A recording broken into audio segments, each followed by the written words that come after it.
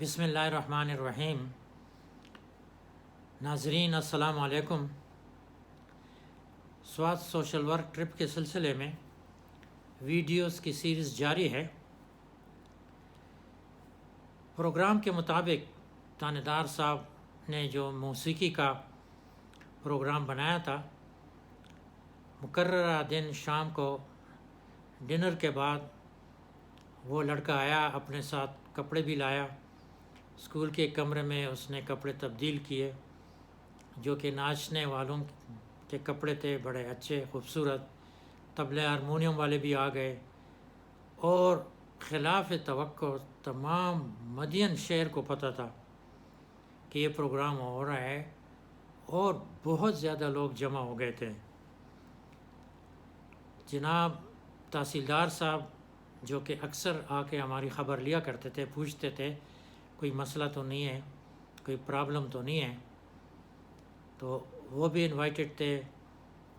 پٹواری ایک وہاں کا، اور بھی شاید لوکل اسکول کے ٹیچر، جتنے بھی وہاں کے آفیسرز تھے لوکل، وہ انوائٹڈ تھے۔ پروگرام شروع ہوا اور اس نے بڑا اچھا ڈانس کیا۔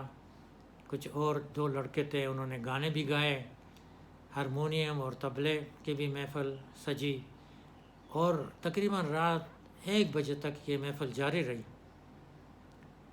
اور اس کے بعد پھر یہ ختم ہو گئی۔ تو یہ تانیدار صاحب کی طرف ہمارے گروپ کے لیے ایک بہت ہی اچھا پروگرام تھا جو انہوں نے پیش کیا۔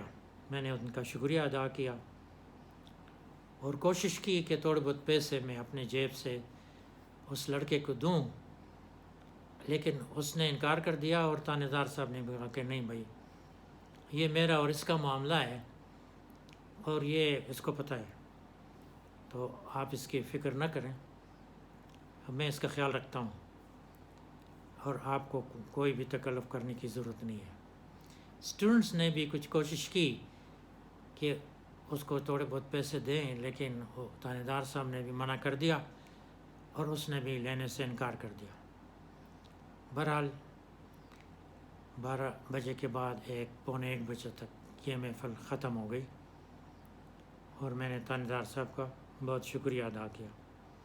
سارے لوگ بھی رخصت ہو گئے۔ پھر ویسے ہی وہ ناچنے والا لڑکا بھی اور تانیدار صاحب اور ہم بیٹھے رہے، اس کے بعد بھی گپ شپ لگاتے رہے، اور تقریباً رات کے 2 بجے پھر وہ بھی چلے گئے اور ہم بھی سونے چلے گئے۔ تو یہ محفل اس طرح ختم ہوئی۔ اس ٹرپ کے دوران شروع سے ہی پہلی ہفتے 3-4 دن کے شروع میں وہاں 2-3 لڑکے آ جایا کرتے تھے، اور جو کھانا بچ جاتا تھا وہ لے جاتے تھے، جس کو اب انگریزی میں اسٹریٹ چلڈرن کہتے ہیں۔ یہ 3-4 لڑکے تھے، آتے تھے، تو کھانا بچ جاتا تھا کافی، ان کو کھا بھی لیتے تھے، لے بھی جاتے تھے اپنے فیملیز کے لیے۔ تو جو ٹیچر ہمارے ساتھ کوآپریٹ کر رہا تھا، کوآرڈینیٹ کر رہا تھا، اور چھوٹے موٹے جو ہمارے مسئلے ہوتے تھے اس سے ڈسکس میں کرتا تھا، اس نے آ کر ایک دن مجھے کہا کہ یہ لڑکے یہاں پہ آتے ہیں، یہ بازار میں گھومنے پھرنے والے آوارہ لڑکے ہیں، اور ایسا نہ ہو کہ یہ یہاں سے کوئی چیز چوری کر لے۔ لڑکے ہیں بے پرواہ، کسی گھڑی، کسی کی ٹرانزسٹر، یا کہیں جوتے ووتے بھی یہ چوری کر سکتے ہیں، تو اس لیے ان کو آپ منع کریں کہ نہ آئیں۔ میں نے کوک کو اور سرونٹس کو بتا دیا، اور اسٹوڈنٹس کو بھی بتا دیا کہ اس طرح مجھے میسج ملا ہے، تو آپ ان کو ڈسکریج کریں اور منع کریں کہ نہ آیا کریں۔ انہوں نے اس پہ عمل کیا، ورکرز نے بھی، اسٹوڈنٹ نے بھی ان کو منع کیا، تو باقی لڑکے تو منع ہو گئے۔ ایک لڑکا منع نہیں ہو رہا تھا، اور وہ پھر بھی آ جایا کرتا تھا۔ میں نے ایک دن سرونٹس کو سیریسلی بتایا کہ آپ کو بتایا بھی ہے کہ اس کو یہاں پہ نہ چھوڑیں، پھر بھی یہ آ جاتا ہے۔ اس نے کہا کہ سر یہ روتا ہے اور بار بار آتا ہے، اور کہتا ہے میری ماں اسپتال میں، اور مجھے کھانا دیا کرو۔ میں اس کے لیے لے جاتا ہوں تو روتا ہے، پھر مجبور ہو جاتے ہیں، ہم دے دیتے ہیں۔ میں نے کہا اچھا آج ہی آئے تو اس کو میرے سامنے لے آؤ۔ اس دن جب ناشتے کے لیے وہ آیا لینے تو سرونٹ اس کو میرے پاس کمرے میں لے آیا۔ میں نے اس سے پوچھا یہ کیا بات ہے، کیوں تم منع نہیں ہوتے؟ آپ کو منع کر دیا کہ نہ آیا کرو؟ وہ رونے لگا۔ اس نے کہا کہ میری ماں اسپتال میں اور کھانے کے لیے پہلے میں بھیک مانگ کے کچھ لے جاتا تھا، جب سے آپ لوگ آئیں تو میں یہاں سے کھانا جو مجھے دے دیتے ہیں تو میں لے جاتا ہوں اسپتال میں، ماں کے ساتھ بیٹھ کے میں بھی کھا لیتا ہوں، وہ بھی کھا لیتی ہیں، تو اس لیے اگر آپ مجھے منع کریں گے تو میں بھی بھوکا ہوں گا اور میری ماں بھی بھوکی ہوگی۔ میں نے کہا کیوں، تمہارا باپ نہیں ہے؟ کہتے نہیں میرا باپ نہیں ہے۔ میں نے کہا کیوں؟ کہتے ہم کسی اور گاؤں کے رہنے والے ہیں، بتایا اس نے نام۔ ایک دن ہم کہیں جا رہے تھے تو میری ایک چھوٹی بہن اور میں، ماں اور باپ، ہم ادھر مدین آئے، گرمیوں کا موسم تھا تو ہم ادھر دریا کے کنارے منہ ہاتھ دھونے لگے۔ میری چھوٹی بہن دریا میں گئی منہ ہاتھ دھونے، اس کا پاؤں پھسلا اور وہ دریا میں ڈوب گئی۔ باپ نے کوشش کی اس کو بچانے کی لیکن وہ بچا نہیں سکی۔ ہاں، باپ پھر پیچھے کود پڑا اور میرا باپ بھی ڈوب گیا اور میری چھوٹی بہن بھی ڈوب گئی، اور بس اس کے بعد میرے ماں اور ہم ادھر ہی رو رہے ہیں۔ اس کا تقریباً سال ہو گیا اور ہم بس ادھر ہی ہیں، اپنے گاؤں بھی جائیں تو وہاں بھی کوئی ہمارا گھر بار نہیں ہے، تو بس اس طرح میں بازار میں بھیک مانگتا ہوں تو یا دکاندار کچھ دے دیتے ہیں تو میں وہ اپنی ماں کے لیے لے جاتا ہوں۔ میں نے سرونٹس کو بتایا کہ ٹھیک ہے آج اس کو ناشتہ دے دو اور پھر میں بعد میں آپ کو بتاؤں۔ پھر وہ ٹیچر روزانہ آتے تھے، ہمارے ساتھ گپ شپ لگاتے تھے، بیٹھ جاتے تھے، کوئی مسئلہ ہوتا تھا ڈسکس کرتے تھے۔ میں نے اس کو اس بچے کی سٹوری بتائی، میں نے کہا یہ بات ہے تو یہ کہہ رہے تو یہ سچ ہے؟ کہتے میرے خیال میں سچ ہے، کیونکہ مجھے یاد پڑتا ہے کہ کچھ سال ڈیٹ پہلے اس طرح کا کوئی واقعہ ہوا تھا، لیکن ہم پھر اپنے ہی جھنجھٹوں میں پڑے ہوئے ہیں، کچھ ہمیں پتہ نہیں بعد میں کیا ہوا۔ میں نے کہا اچھا ٹھیک ہے۔ پھر 2 دن وہ آتا رہا اور اس کو کھانا پینا وہ دیتے رہے۔ پھر میں نے اس کو کنفرم کرنے کے لیے اس کو کہا کہ ٹھیک ہے آج شام کو عصر کے ٹائم کھانے سے پہلے تم آ جاؤ اور میں تمہارے ساتھ جاؤں گا اسپتال میں تمہاری ماں کو دیکھنے کے لیے۔ اس نے کہا ٹھیک ہے۔ وہ اسی طرح آیا عصر کے ٹائم پہ، چائے شام ہم پی رہے تھے، اس کو بھی چائے دی، پھر وہ مجھے لے گیا اسپتال۔ اسپتال دور نہیں تھا، مدین اسکول کے قریب ہی تھا۔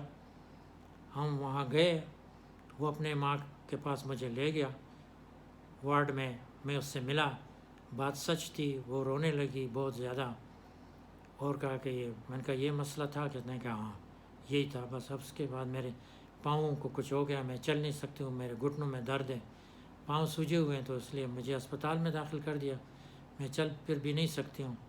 تو یہ بچہ بس اسپتال سے کچھ زیادہ ہمیں ملتا نہیں ہے، جو بازار سے کچھ اس کو دے دیتا ہے تو لے آتا ہے، ہم دونوں کھا لیتے ہیں، باقی ہمارا کوئی خدا کے علاوہ کوئی آسرا نہیں۔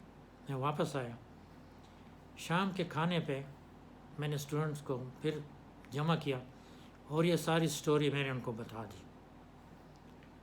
وہ لڑکا بھی آیا، میں نے سرونٹس کو بتایا کہ سب سے پہلے جب کھانا پک جائے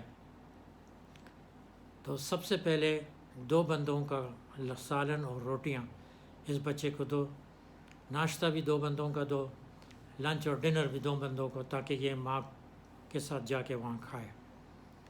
باقی بھی چیزیں اگر یوں کبھی کبھی فروٹ آ جاتا تھا یا کوئی چیز، میں نے کہا سب سے پہلے اس کو دیا کرو۔ اسٹوڈنٹ کو جب یہ پتہ چلا وہ بھی کافی غمزدہ ہوئے اور اس کے ساتھ ہمدردی جتانے لگے۔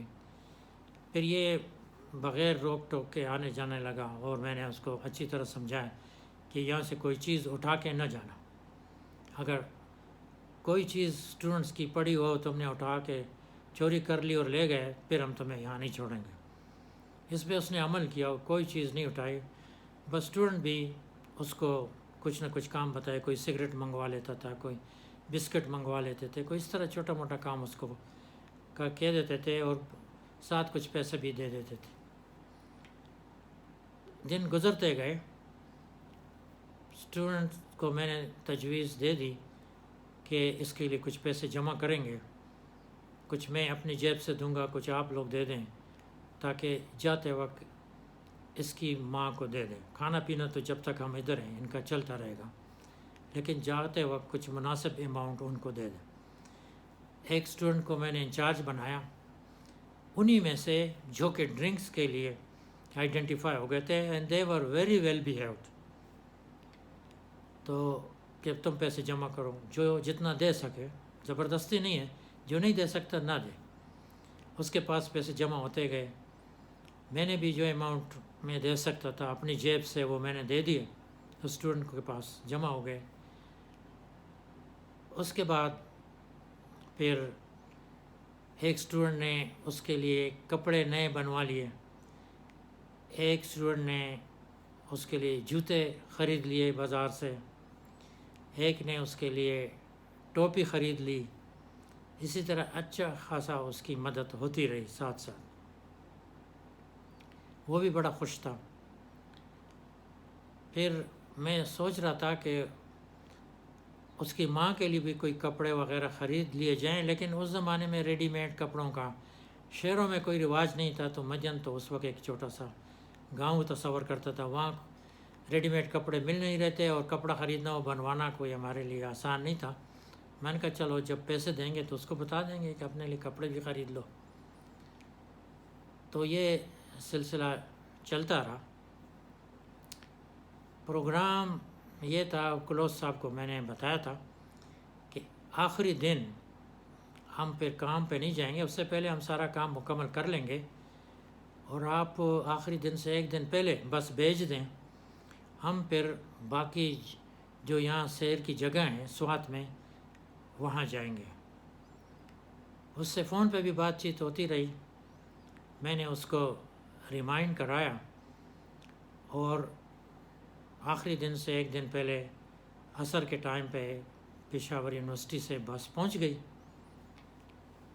دوسرے دن ہمارا ٹرپ تھا جانے کے لیے۔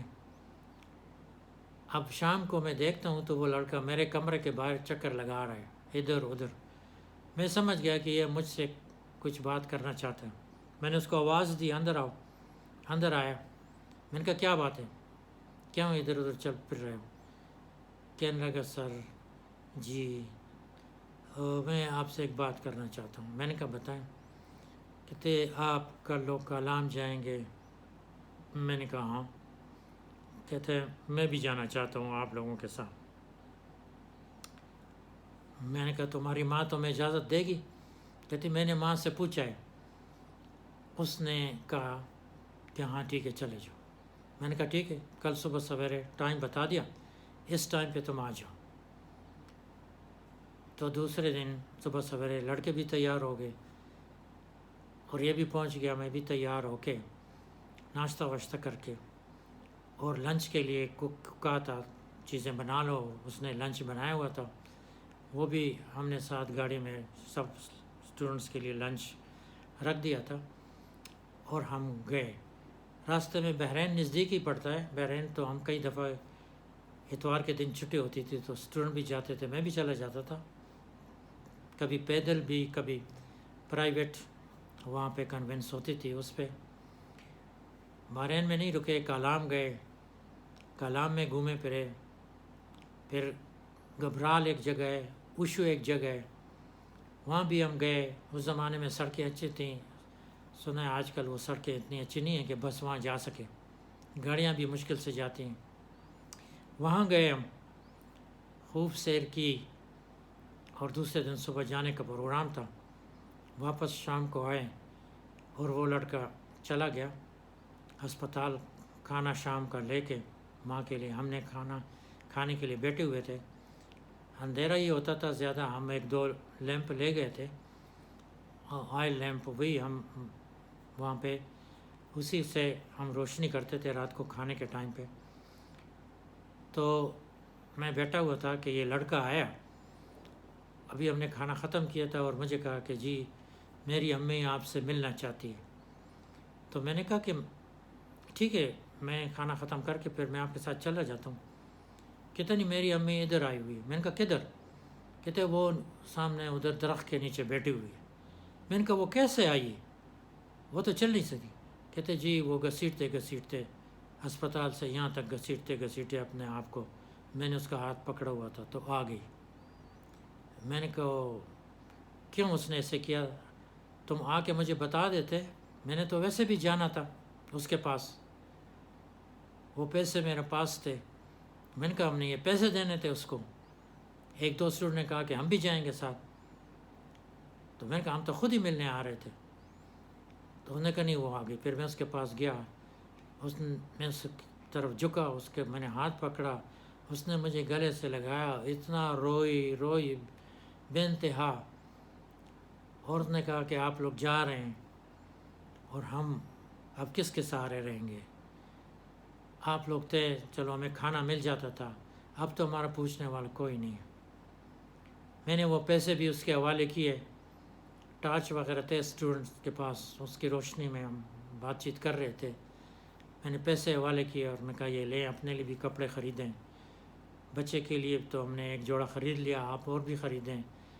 اور اسپتال میں یہ ہے کہ جب تک ہیں تو ٹھیک ہیں، اس کے بعد یہ آپ جہاں بھی رہتے ہیں اس کا ہم فی الحال کچھ نہیں کر سکتے۔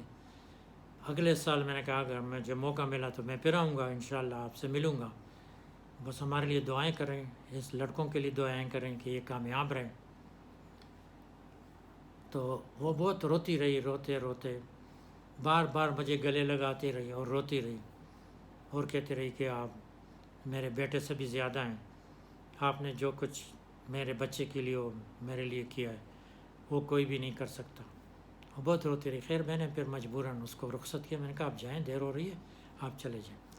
اچھا ایک بات میں یہاں پہ بھول گیا تھا بتانا، کہ جب میں اسپتال میں اس کو دیکھنے گیا تو میرے وہاں کے انچارج ڈاکٹر سے بھی ملا، جو اس وارڈ کا انچارج تھا، اسپتال کا انچارج نہیں، وارڈ کا انچارج تھا، تو اس سے بھی ملا اور میں نے اس سے بتایا اور وہ بھی آیا۔ میں نے پوچھا اس کا کیا مسئلہ کیا ہے؟ یہ ہمیں اس وقت میڈیکل کی کوئی ٹیکنیکل چیزیں زیادہ پتہ نہیں تھی، اب چونکہ اپنے گھٹنوں کو مسئلہ شروع ہے تو اب کچھ زیادہ پتہ چل گیا ہے۔ اس نے کچھ بتایا لیکن ہماری سمجھ میں زیادہ تو کوئی بات آئی نہیں میری سمجھ میں، لیکن میں نے کہا کہ علاج اس کا ہو رہا ہے، ٹھیک ہو رہا ہے؟ تو اس نے کہا نہیں ٹھیک ہو رہا ہے، ہمارے سے جو ہو سکتا ہے ہم ٹھیک کر رہے ہیں، باقی شفا دینا تو اللہ کے ہاتھ میں۔ تو میں نے کہا چلو ٹھیک ہے۔ تو بہرحال یہ بھی ایک بات تھی بیچ میں جو میں نے بتا دی۔ تو بہرحال وہ عورت رخصت ہوئی۔ میرے دل میں خواہش تھی کہ اگلے سال پھر انشاءاللہ سوشل ورک کے لیے آؤں گا۔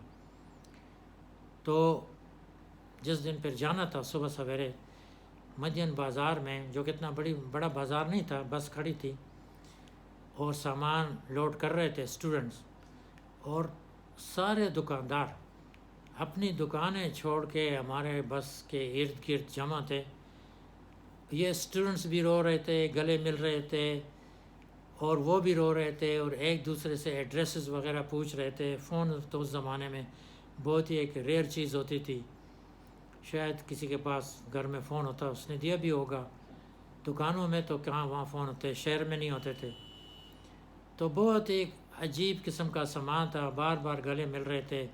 اسٹوڈنٹ واپس آنے کا اگلے سال کا یا پھر کبھی موقع ملا آنے کے وعدے کر رہے تھے، اسٹوڈنٹ بھی رو رہے تھے اور دکاندار بھی رو رہے تھے، اور باقی بھی ادھر ادھر کے لوگ جمع تھے۔ ایک بڑا مجمع تھا، اور بار بار بس میں اترتے تھے، پھر آتے تھے، پھر چڑھتے تھے۔ میں نے دل میں سوچا کہ جو میں نے ان کو تجویز دی تھی کہ یہاں اچھی طرح رہیں تاکہ یہ لوگ آپ کو یاد کریں اور دوستیاں بنائیں، اس پہ انہوں نے مور دین 100% عمل کیا، اور آج یہ سما ہے کہ واقعی یہ بہت ہی گہرے دوستوں کی طرح ایک دوسرے سے رخصت ہو رہے ہیں۔ یہاں پہ سوات سوشل ورک ٹرپ کی کہانی ختم ہو رہی ہے۔ یہ بھی بتاؤں کہ اگلی دفعہ پھر بھی میں نے نام جناب کلوز صاحب کو دیا تھا سوشل ورک ٹرپ کے لیے، اور کہا تھا کہ مجھے سوات بھیج دیں، لیکن اس نے بتایا میرے کافی اصرار کے بعد کہ نہیں، ایک جگہ پہ ہم بار بار ایک ہی گروپ انچارج کو نہیں بھیجتے ہیں، کیونکہ اوروں کی بھی خواہش ہوتی ہے کہ وہ اس طرح کے صحت افزا مقام پہ جائیں۔ تو سوات تو بالکل آپ نہیں جا سکتے، کیونکہ آلریڈی میں نے اور لوگوں کو اور ٹیچرز کو کہا ہوا ہے، لیکن آپ کو اور اچھی جگہ پہ بھیج دوں گا میں۔ تو اگلے سال مجھے انہوں نے ہزارہ مانسیرے سے آگے ایک گاؤں ہے جس کا نام عطر شیشہ ہے، تو اگلے دفعہ مجھے ایک ٹرپ دے کے، ایک گروپ دے کے مجھے عطر شیشہ بھیجا گیا، اور اگلے سمر سوشل ورک ہم نے عطر شیشہ میں کیا۔ اس کی تفصیل انشاءاللہ اگلے ویڈیو میں بیان کروں گا۔ وہ بھی کچھ بڑی کافی انٹرسٹنگ ٹرپ رہی ہے، لیکن اتنا انٹرسٹنگ نہیں جتنا کہ یہ مدین سوات کا ٹرپ رہا۔ بہت بہت شکریہ۔ السلام علیکم۔